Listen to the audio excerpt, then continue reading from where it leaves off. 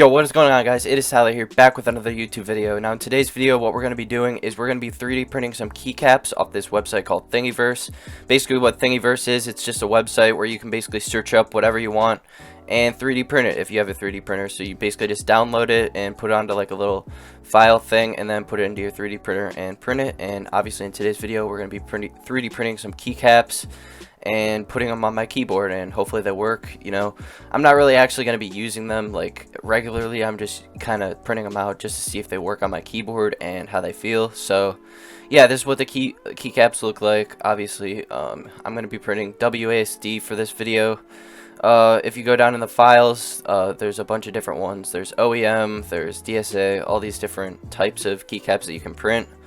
I'm just going to be doing the OEM WASD ones, and I'll be leaving a link in the description for this Thingiverse file if you guys have a 3D printer of your own and want to print this. And yeah, so this is the one I'm going to be downloading, and I'm going to go ahead and put it into the 3D printing software. Alright guys, so this is the 3D printing software that I'm going to be using for this video. It's called Ultimaker Cura, or Cura for short. And the 3D printer that I'm using for this video is the Creality CR10 Mini. And basically this is just a software that you kind of just put the stuff in that you download off the sites before you actually put it into your printer. Just, you know, formats it and everything so you're able to print it out. So I'm going to just go ahead and drag and drop the file that I just downloaded, that one STL. And this is what it looks like. As you guys can see, it's pretty cool. I mean, nothing much, just keycaps that you would expect. And if you guys can see that, there's WASD on there. They're all going to print together, and it's going to look something like this.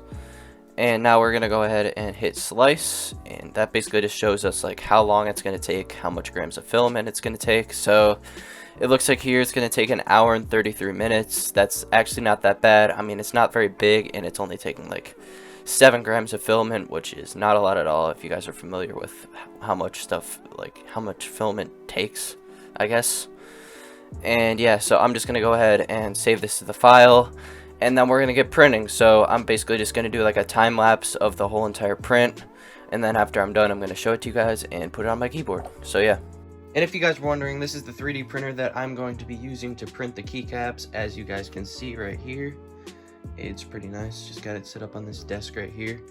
And then as you guys can see, this is the filament that we're going to be using. This red stuff. So this is what the keycaps are going to come out looking like. And yeah, let's get in a time lapse. Let's get it.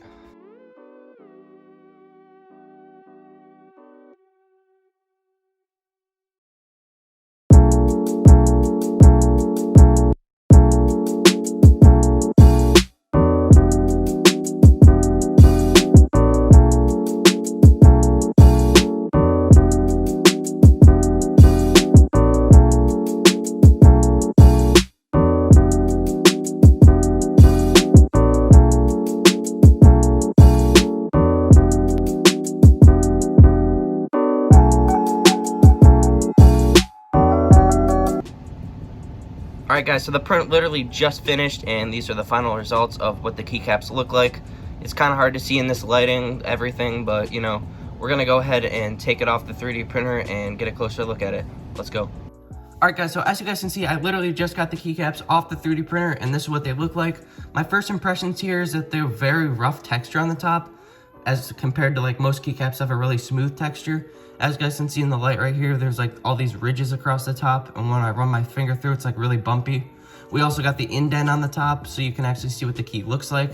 I mean, I probably could have, maybe if I really tried, got like some way to maybe change the color just for that, but it was gonna be way too hard since I just started 3D printing. I wasn't gonna try that because I didn't want to mess it up. But yeah, it's really rough on the top, and then it's smooth on the sides. I think that's really different that it's rough on the top, because most keycaps obviously are not going to have that, you know, rough texture, but you know, it might be good. You never know. We'll see once we actually try to put it onto a keyboard. And flipping it over, we'll just have that cross pattern there, so you can put it onto like a switch and it'll actually stay on, obviously, because you need that, or it won't stay on.